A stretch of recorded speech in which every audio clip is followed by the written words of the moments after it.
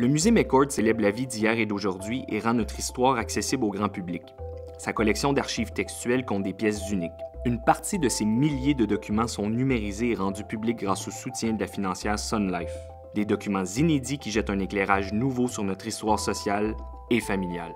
Le fonds de la famille de Thérèse Casgrain comprend des documents précieux. Michel Audette, femme militante de notre époque, a pu les consulter au musée McCord.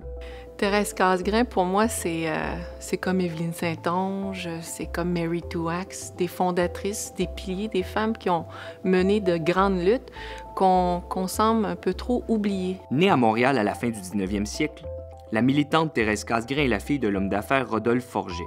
Dès les années 20, elle incite les femmes à se mobiliser. Des correspondances de l'époque témoignent du support qu'elle obtient. Croyez-moi, madame, il y a 2 ans, je croyais encore qu'une femme qui s'occupait de politique n'était pas une vraie femme.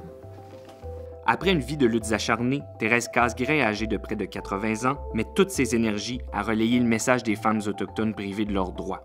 Pendant plusieurs années, les femmes autochtones ont été très touchées par la loi sur les Indiens du jour de l'imposition de cette loi-là jusqu'en 1985. Lorsqu'une femme mariait un non-indien, elle était automatiquement expulsée de la communauté sans droit de regard, sans droit de parole. L'histoire de ma mère comme l'histoire de milliers de femmes au Canada.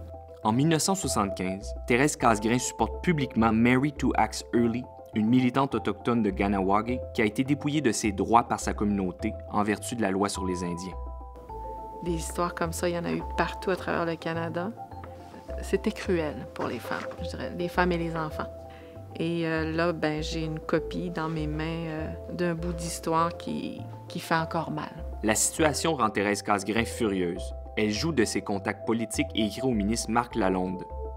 À quoi bon parler de l'année de la femme comme catalyseur si on permet au Canada que les femmes indiennes soient traitées comme des citoyennes de 2e classe? J'avoue ne rien comprendre à ce sujet. Ça mérite d'être connu, de savoir qu'il y avait des actions très politiques à notre égard pour que ça soit enseigné dans nos écoles. Il faut que Femmes autochtones du Québec reçoivent une copie de ça.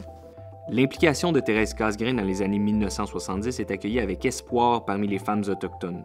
Sa voix résonne partout à travers le pays. Déjà en partant de dénoncer la discrimination entre les hommes et les femmes, à cette époque-là, c'était courageux. Alors, je pense que c'est sa contribution. Elle a dérangé, puis ça a amené un changement. Les documents sont plus que précieux. Ils apportent une preuve pour moi, comme personne, comme militante, à des questionnements que j'ai eus. Donc, de pouvoir toucher et de lire ces documents-là, c'est précieux parce que je sais que c'est comme ça que les choses se sont passées.